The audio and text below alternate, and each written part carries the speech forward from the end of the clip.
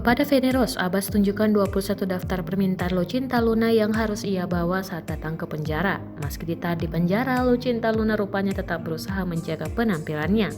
Lebih lagi saat para tahanan yang lain menyebut Lucinta Luna ternyata lebih cantik aslinya ketimbang dilihat di layar kaca. Melihat daftar barang-barang kebutuhan Lucinta Luna di penjara, Feni Rose pun terlihat heran. Bukannya prihatin dengan keadaannya di penjara, namun kekasih Abbas itu justru memusingkan soal penampilannya.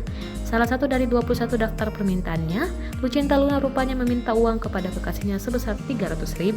Bukan tanpa sebab. Kepada Feni Rose, Abbas mengaku uang tersebut adalah untuk membayar hutang Lucinta Luna saat berada di penjara. Mendengar pengakuan Abbas, lagi-lagi Feni Rose hanya mampu menggelengkan kepalanya. Abbas pun mengaku kaget dengan pengakuan Lucinta Luna yang sudah berhutang meski baru 3 hari berada di penjara. Selain uang 300.000, rupanya 21 list barang-barang permintaan Lucinta Luna pun tak luput jadi sorotan.